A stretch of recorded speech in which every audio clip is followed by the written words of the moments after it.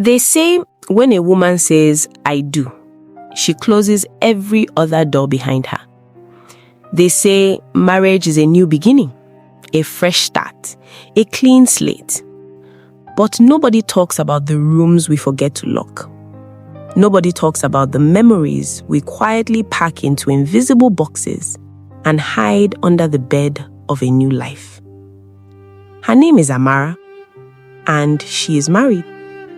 Married legally, married traditionally, married in church with white lace and trembling hands, married with applause, rice thrown in the air, and prayers that echoed into heaven. But Amara never really left him. The house is quiet tonight. Her husband, Tunde, is asleep beside her. His breathing steady, his hand resting across her waist, protective, warm, setting. He loves her. There's no doubt about that. He is a good man, responsible, gentle, patient. The kind of man mothers pray for their daughters to marry. The kind of man that checks if you've eaten, that fixes broken taps without being asked, that says drive safely and actually means it. But love is not always goodness. And memory is not loyal to rings. It's 2:17 a.m. Amara's eyes are open. She carefully lifts Tunde's hand off her waist, slowly, gently, like she's escaping a crime scene. She turns her back to him, reaches for her phone. The screen lights up her face, and there it is. The name she promised herself she would stop searching. David. Her ex. Her almost. Her what if. She tells herself it's harmless. She's not calling him. She's not texting. She's not cheating. She's just looking. Just checking. Just seeing how life turned out for him. That's all. But her heartbeat betrays her. It always does.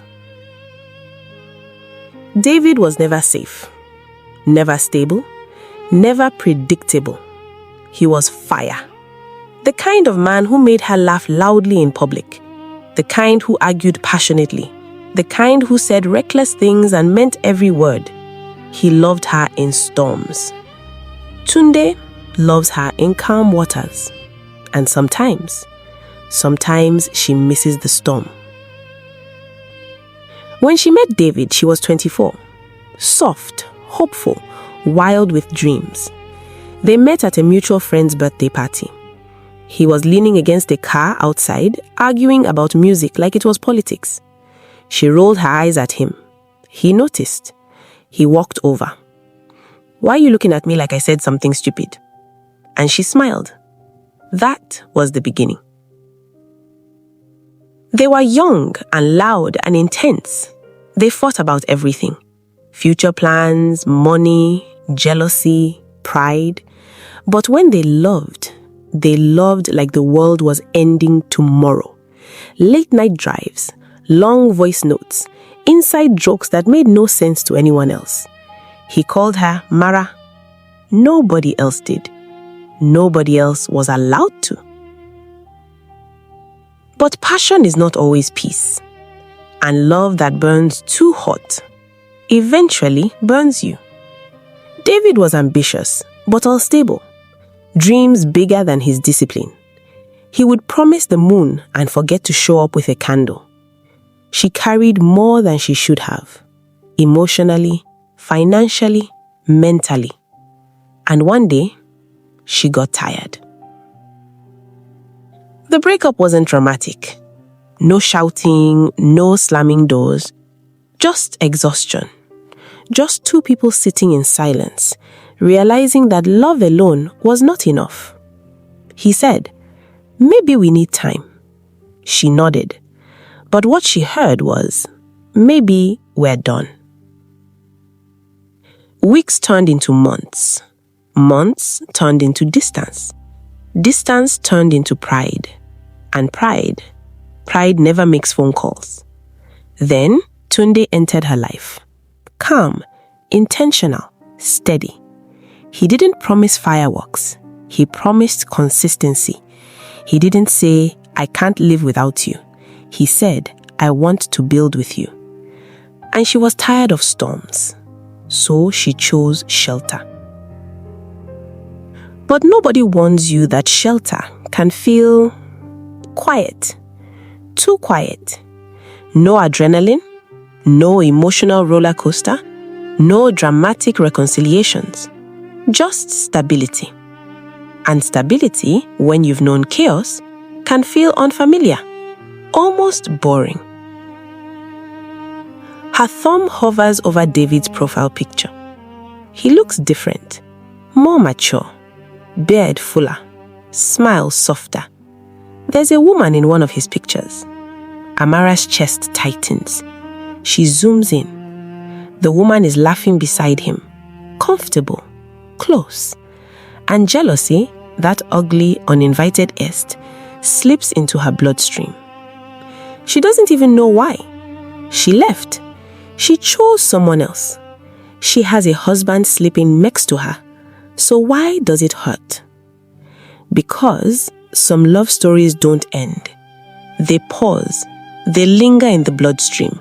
They become background music that never fully stops playing. She remembers the day David cried. The only time she ever saw him cry. It was raining. They were sitting in his car. He said, I don't know how to be the man you need yet. And she said nothing. Because deep down, she knew he was telling the truth. He wasn't ready. And she didn't want to wait. Tunde was ready. Ready with plans. Ready with savings. Ready with a proposal that involved both families, proper introductions, prayer sessions. He did everything right. Everything. So why does she still feel like something unfinished is living inside her chest? She locks her phone, turns to face the ceiling. Guilt crawls across her skin.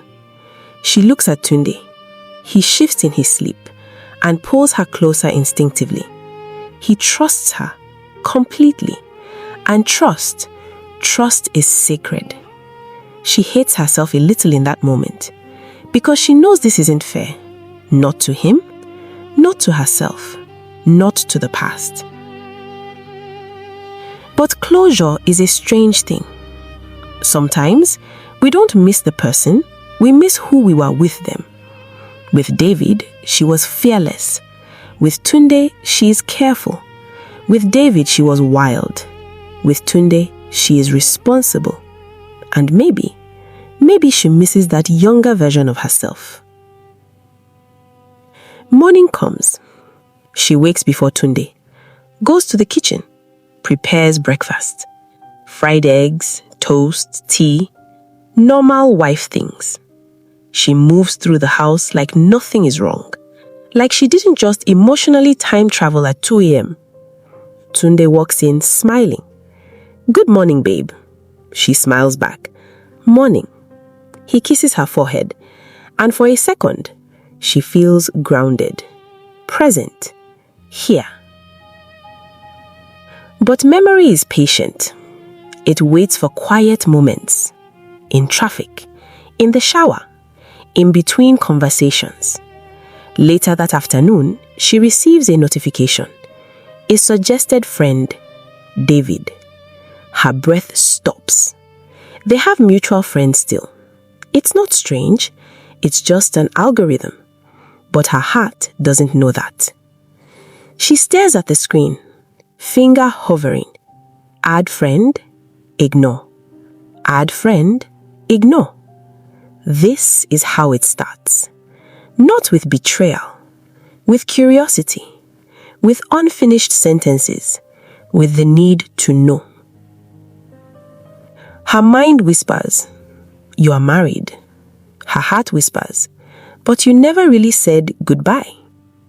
She drops the phone, walks away, but the thought lingers, because sometimes the most dangerous relationships are not the ones we are in, but the ones we never fully ended. That night, as she lies beside her husband again, she wonders something she's too afraid to say out loud. Did I marry the right man? Or did I marry at the right time? And sometimes, those are two different things. She closes her eyes, but sleep doesn't come easily. Because somewhere, in another part of the city, David might also be awake. And maybe, just maybe, he never fully locked the door either.